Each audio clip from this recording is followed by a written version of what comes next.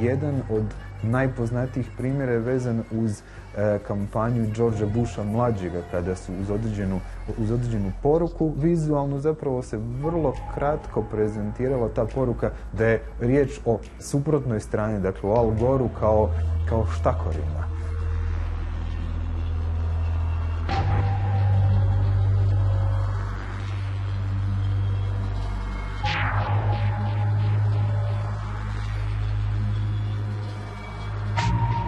I u tom smislu mogu utjecati na nas. Pa je mozak snimi, a naša svijest ne vidi.